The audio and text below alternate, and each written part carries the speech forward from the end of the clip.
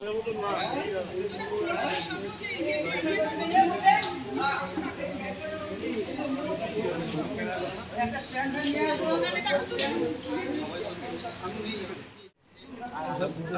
মা তো বলে যে এখন কোথায় সাইকেল কি হবে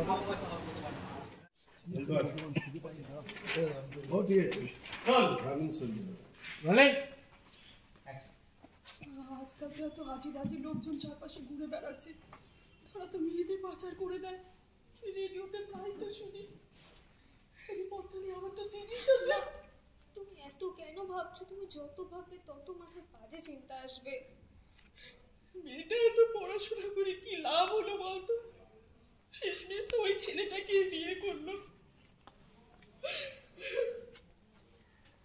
আমাদের কথা একবারও শুনলো না। শেষটা বলবে কাকুরি বলবে। ঠাকুর অটোটা করে কাকুরি বেশি রোল রোলিং রোলিং। ঠাকুর তোমার কাছে একটাই প্রার্থনা করে, তুমি আমার কাকুলিকে সুস্থ রেখো, স্বাভাবিক রেখো।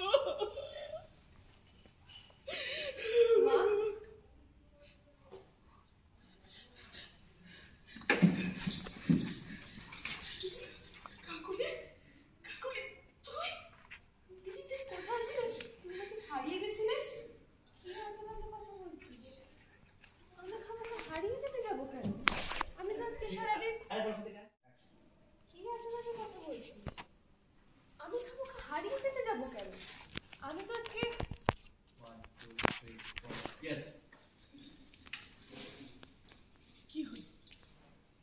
থামলি কেন বল? কোথায় গেছিলি? শ্বশুর বাড়ি থেকে অপমানিত হয়ে বেরিয়ে গিয়ে কি ভেবেছিলি যে তুই মরে যাবি, নিজেকে শেষ করে দিবি?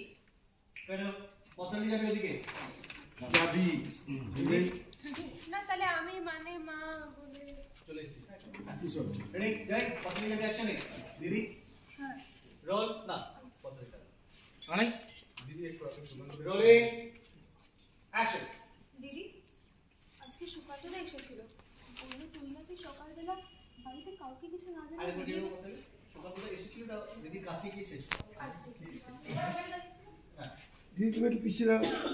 হ্যাঁ ব্যাস অ্যাকশন। দিদি আজকে সুকান্তদা এসেছিল, বললো তুমি নাকি সকালবেলা বাড়িতে কাউকে কিছু না জানিয়ে বেরিয়ে গেছিস, কিছু ঝামেলা হয়েছিল। দিদি যে ছেলেকে ভালোবেসেছো সে কেমন ধারা ছেলে তা আবার বোঝা হয়ে গেছে, আর তাদের ফ্যামিলিও কেমন তা আমি ভালো করে বুঝতে পেরে গেছি। তোকে তখন বারবার বারণ করা সত্ত্বেও এবার 50